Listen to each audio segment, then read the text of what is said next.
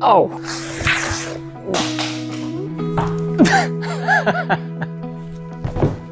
Today's tip, a goal without a plan is just a wish. So let's make a goal. This weekend, build this bench.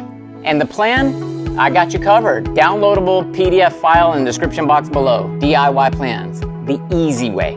Peace! Let's get started. Going over to my miter station, I'm gonna cut dimensional lumber, which is 2x12s, down into 4 separate pieces like this. If you're like me, you're always looking for a quick project, something you can bang out in a weekend, you know, after work, after hours, that sort of thing. This project only takes 2 days, and it's a cool little bench. You can place it on your entry or your foyer or even on your outdoor porch. The DIY plans also include a downloadable template file. I needed to make a template for this bench, so I grabbed a broken chair in my shop. I traced out the outline so I would have the correct arch support for the back. I wanted it to actually be comfortable, not just an unpractical bench.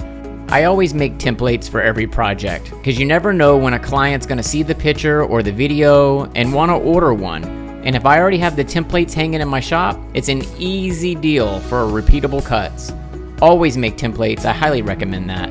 I'm a little confused here, as you can see. I started getting crisscrossed and cross-eyed, but I did figure it out. I love that I finally figured out how to make chairs and benches, that sort of thing. You know, just building something like that is difficult when you don't have the right guidance. And when I started, I had no skill set and no guidance, no DIY plans, no templates. So the process was just impossible, and it took me a long time to get it down. But now I can finally say, when it comes to chairs and benches, I pretty much have a template for all shapes and sizes. I love it. Hey, don't forget to subscribe to my channel and turn that bell on so you'll be notified every time I drop a new video. I've actually been studying the analytics of every YouTube video to see what people like and what they don't like according to the metrics. And I've actually been finding out that 80% of the viewers that watch my videos don't subscribe to my channel. Now, I don't always put a subscribe below in my videos because I feel like it's just a given. If you like what you're watching, you'll follow me. But it turns out, if you don't ask people to do it, they just won't do it. So if you get a chance, please hit that subscribe button. I could use an ego boost. Okay, enough of all that fluff. Let's get back to building the bench. I'm putting up the legs on my table now, just trying to get an idea for the size, as I've never made it before and I just wanted to get a reference. To help me with that, I grabbed these handy dandy clamps. I actually don't even know what these are called. I got them from Rockler a while back, and I use them for exactly this. They help me stand things up and hold them in place while I do things. By the way, if you know the name of these clamps, comment below and let me know. You know, I kind of embarrassed to say that, but I don't know the name of them. And, you know, I guess I'm too lazy for Google. I picked up just dimensional lumber from Home Depot for this project, and it's not pressure treated, although this is going to be under a covered porch outside. The reason I didn't want to use pressure treated lumber is because glue doesn't adhere to pressure treated lumber well, and I've often had problems with that. So I'm using Titebond 3 glue, which is water resistant, and I will have you know, since I've made this bench, it's held up outside perfectly. This build couldn't be more simple. I'm hooking it all together DIY style. Basically, I'm just zipping screws in through the sides, and I'm gonna make sure I seal those holes really good at the end of this video.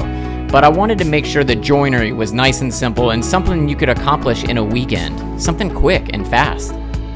Isn't this thing turning out so cute? I love it. I wanted it simple, but yet I wanted to make it to where it was just a little bit of a push skill set wise. So that's why I did the arch support on the back there and gave it that unique shape. Pushing your skill set is always vital. It's so important for me in my world and my woodworking journey. Just keep pushing and pushing. I want to grow. I used a can of brown Midwax stain that I had around my shop. I don't know how long it's been sitting in here, but I wanted to use it. Turns out it was completely full. Also, I'm finishing this with Totalboat Spar Outdoor Varnish. It's marine grade. I've been using it for outdoor projects for a long time. Highly recommend this. I'm not pushing that product, but I want to say it works well. And if you're going to take the time to make a project for outside, definitely pick yourself up a can of this. This stuff is dope. Off camera, I did 3 coats of this all the way around this entire bench. Top, bottom, back, inside every nook and cranny, and it really came out nice. I'd had very light sanding at the end with 1500 grit just to help smooth it out a little, but it came out awesome. What do you think? Alright guys, I hope you enjoyed it, and I'll see you next time. Peace!